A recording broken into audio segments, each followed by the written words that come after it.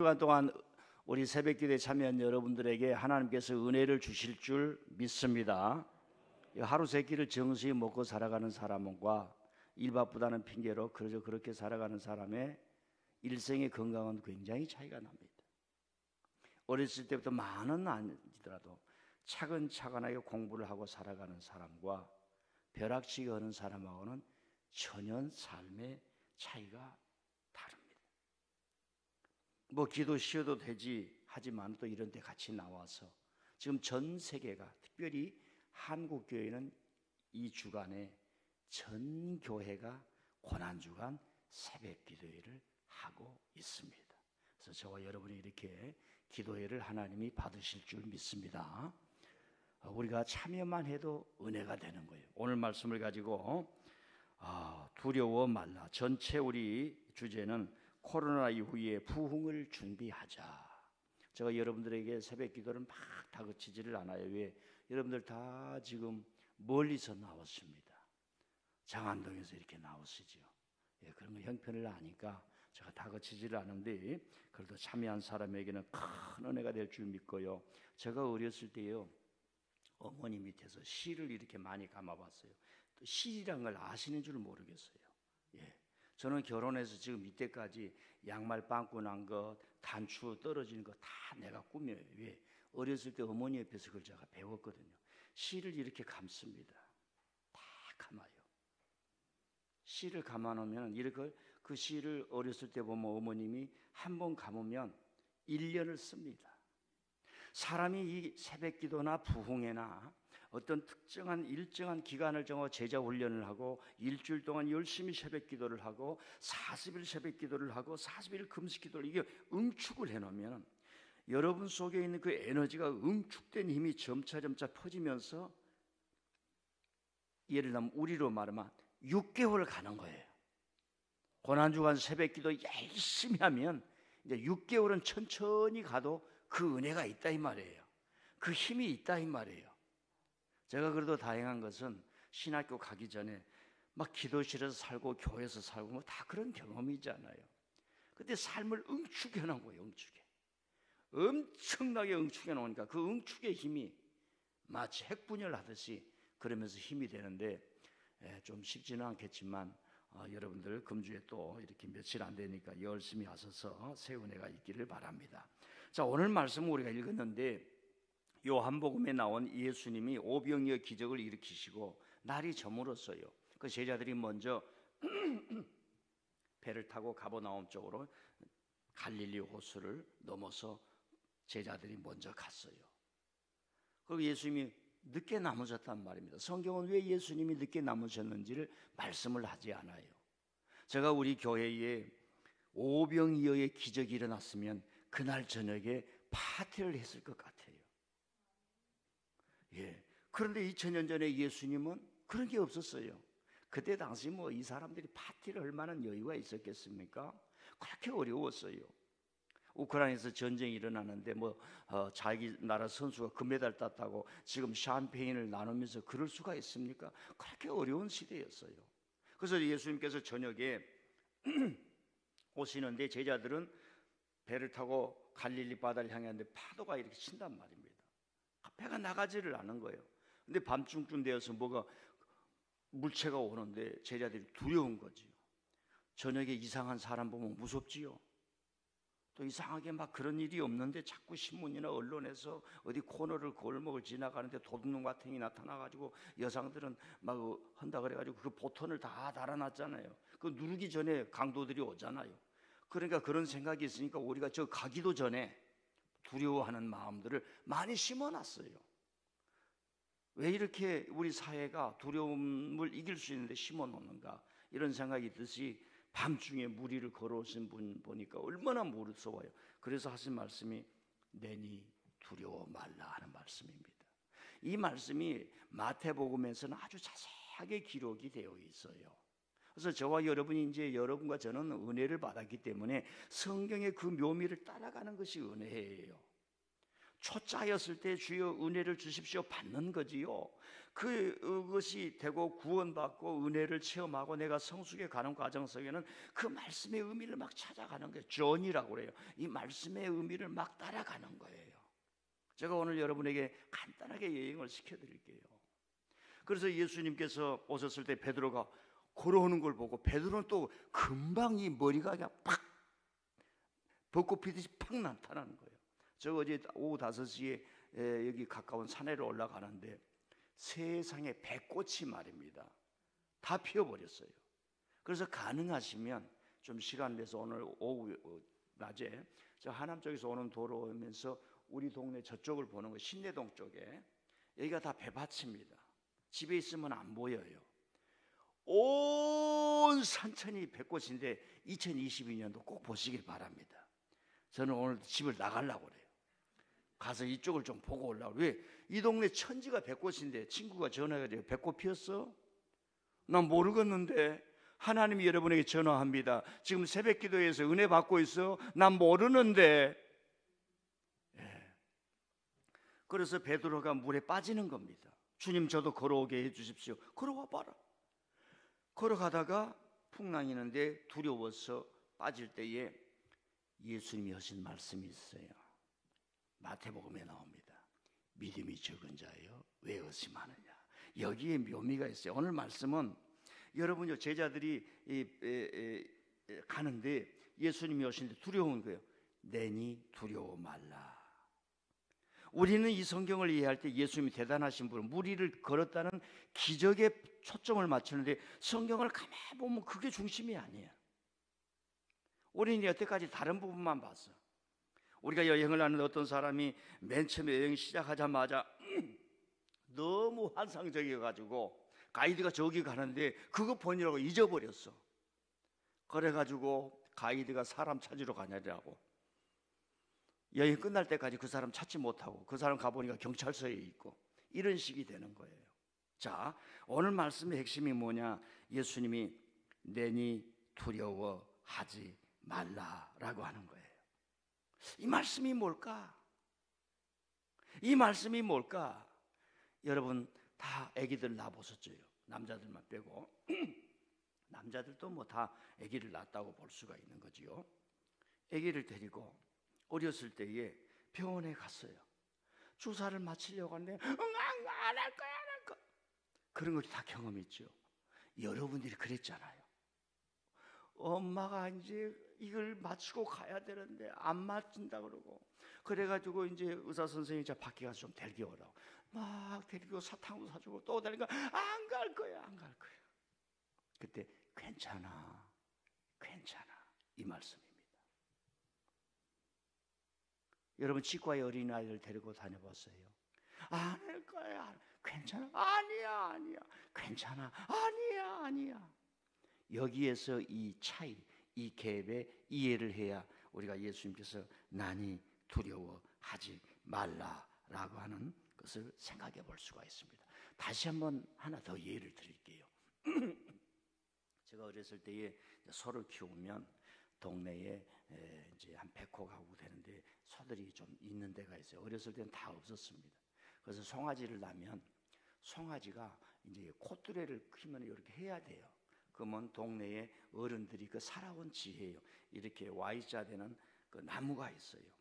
그 나무에 가서 이 송아지를 목을 딱 이렇게 해. 그리고 콧뚜레를 하는 거예요. 그러면 송아지가 안 하려고 막 하는 거야. 막 하는 거 도망가니까 또 뭐 여물을 갖다 주면서 이리 끌어가는데 잘 안 되는 거예요. 주인이 뭐래요? 괜찮아. 너가 이거 하면 소가 될 수가 있어.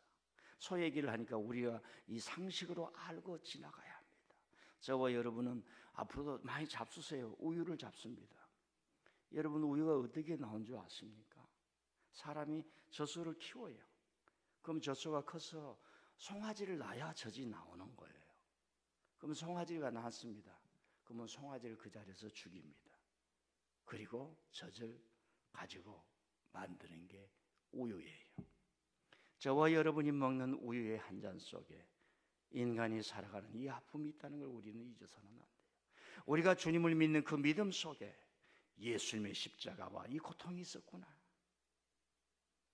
그래서 우리는 나는 어떻게 살아가야 할 것인가 다시 한번 생각하고, 우리는 풍랑과 역경과 고난 속에서 두려워하는데 주님이 오셔서 내니 두려워하지 말라, 이런 말씀입니다. 자, 결론으로 이제 중심으로 들어갑니다. 왜 예수님께서 내니 두려워하지 말라 했을까? 어떤 성도는 주님이 가까이 가는 것을 두려워하는 사람이 많이 있어요. 주님 오지 마십시오. 쉽게 얘기할게. 전도해 보세요. 나한테 전도하지 마세요. 왜? 두려워하는 거라. 교회 가면 주일날 교회 가야 된다 그래. 목사님이 열심히 믿으라 그런다 그래. 그러니까 주님이 나에게 가까이 오는 걸 두려워하는 사람들이 있다는 겁니다. 주님이 자기에게 뭘 요구하신다고 생각을 해요. 주님이 완전히 그 속에 들어가서 사람을 완전히 바꿔놓으시고 새 사람으로 만들어 놓은 것을 두려워하는 사람들이 있습니다. 그래서 열심히 자기를 살고 주님의 일은 조금 사는 거예요. 이게 완전히 분리되어 있는 거예요. 그러나 저와 여러분, 이 새벽기도에 나오신 분들, 주님과 하나 되어서 이 삶이라고 하는 이 바다를 손을 잡고 건너가는 것이 얼마나 은혜가 되는 줄 모릅니다. 제가 지난주일에 아니 이틀 전이죠, 좀 강력한 메시지가 있는 말씀을 전했습니다. 다시 한번 들어보세요. 이 목회를 하다 보면 예민하게 저는 하나님이 되게 이렇게 말씀하셨습니다, 이런 식으로 말하지를 않아요. 성경만 제대로 해석을 해도 주여 나에게 지혜와 분별과 학식과 성령의 감동을 주시고 윤리를 주셔서 이 말씀을 뜻을 깊이 알려고 해서 성도들에게 나눠만 줘도 천국에 갈 때까지 부족해요. 괜히 자기에게 하나님께서 나에게 말씀하셨으니 여러분에게 전합니다, 이런 말 안 해도. 그때 예수님께서 하신 말씀, 유다야 내가 입맞춤으로 인자를 팔려느냐, 이 성경 말씀이 있어요. 제가 설교 시간에 말씀 못 이제 숙제를 하나 드리는 거예요. 왜? 유다야 너가 입맞춤으로 나를 파냐, 이 스승을 파냐, 예수를 파냐, 왜 나를 파냐 그러지 않고 인자를 파는구나 그랬을까? 한번 생각을 해봐. 집에 가서 유다야 내가 입맞춤으로 인자를 파는구나, 왜 나를 파냐 이렇게 말하지를 않았을까? 자, 이 갈릴리 바다는 얼마나 크냐면은 북쪽에서 남쪽까지의 길이가 여기서 국회의사당 가는 길만 해요. 이제 길이가 국회의사당 되면 좀 길죠. 한 20 몇 킬로 된다 이 말입니다. 그리고 이제 이 동쪽과 서쪽이 한 12km 되는 큰 바다예요. 굉장한 호수입니다. 그러니까 어떻게 그 사막 지역에 이런 호수가 있었는가, 사실 신비해요. 그거 많이 설명할 필요는 없고, 그런데 이것이 이 바다가 풍랑을 할 때가 너무 많아요. 자, 사람이 1차, 2차 세계대전을 빼면은 전쟁에서 죽은 것보다는 이 바다에서 죽은 사람이 더 많을 겁니다. 그만큼 바다는 사실 무서운 것이에요. 우리가 플래닛이라고 하는 이 지구라는 플래닛, 이 행성에 우리가 살고 있는데 이 거대한 행성을 지금까지 천연 미개척지가 바다입니다. 손이 미치지 못해서도 그럴 뿐만 아니라 다가가기 어려운 두려운 곳이 바다예요. 오늘 성경은 그 말씀을 바탕으로 제가 살아가는 이 삶을 많은 문학가들이 바다라고 표현을 했습니다. 삶은 하나님의 지혜를 가지고 세상에서 살아가면서 큰 지혜를 가지고 이 험한 것을 이겨야 되느니라, 이 말을 바다를 표현해서 바다에 나가서 고기 잡는 사람들의 이야기를 통해서 우리로 하여금 인생의 소중함, 삶의 소중함을 얘기했던 사람들이 많은 글이 있는데 두 가지만 얘기하면 해밍웨이의 노인과 바다라는 소설이 있고 백경이라고 하는 소설이 있습니다. 왜 바다를 우리에게 통해서 인생을 살아가는 것을 가르쳤을까? 오늘 또 성경은 예수님께서 사셨던 그 갈릴리 바다를 통해서 우리에게 말씀하신데 내니 두려워하지 말라라고 하는 이야기입니다. 저와 여러분도 그래요. 내 뜻대로 살고 싶기 때문에 주님이 오신 것이 두려운 거예요. 두려움이 있을 때가 있습니다.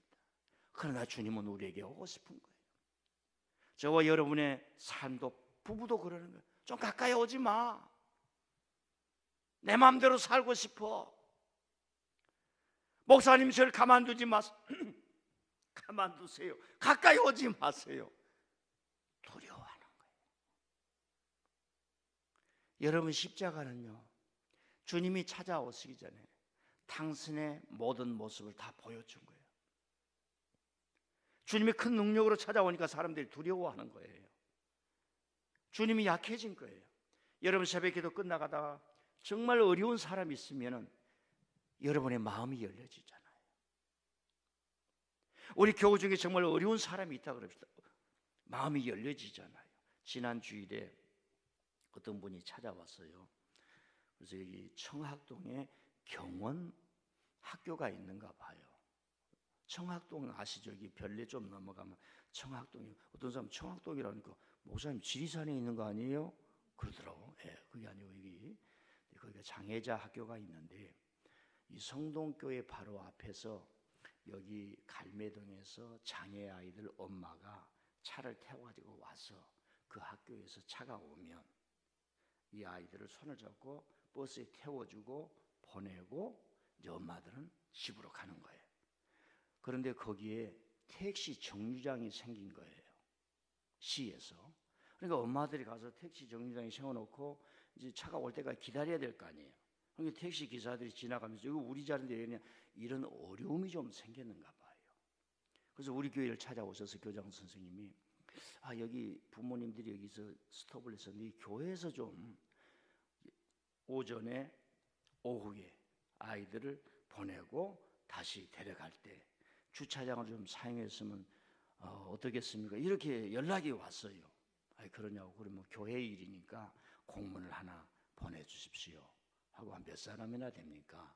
그래서 한 5대 정도, 또 다 그렇게 차를 이용한 사람이 있고 부모도 있고 없고 그런다고 그래요. 그러냐고. 그러면 좌우지간 뭐 얘기가 다 끝나서 이제 오늘부터 하십시오 이렇게 얘기를 했는데 언제부터 사용할지는 모르겠어요. 그래서 여러분들이 이제 오전이나 오후에 우리 교회 하신 분들은 한 5분 정도는 그런 분들이다. 오셨어요. 예수님의 십자가는 내가 이렇게 힘들다 이게, 나와 함께 기도하자 이게, 유다와 너는 나에게 배신의 키스를 썼지만 너희들은 의심하지 말고 믿어라. 내가 십자가에 당하는데 이 고통 앞에 도망갈 사람이 어디 있느냐. 자신을 다 열어제치는 거예요. 가정에서도 내가 낮아지고 내가 좀 죽고 내가 고난 속에서 희생을 한다면 두려움들이 다 사라질 줄 믿습니다. 자, 메시지가 있으면 마지막 결론이, 예수님이 오시는 유령을 통해서 두려워해. 우리는 많은 것들을 다 두려워해. 그럼에도 불구하고 우리가 주님을 믿기 때문에 내니 두려워하지 마라. 그 안에 주님께서 우리에게 간섭해 주시고 인도해 주시는 줄 믿습니다. 힘껏 노를 젓는 자를 향해서 무슨 말씀을 하겠어요? 제자들아, 노를 젓지 말고 믿음의 노를 저어라. 그러지 않겠습니까? 모든 생각을 가지고 걱정, 근심, 염려를 하는데 노를 젓지 말고 믿음의 노를 저어라.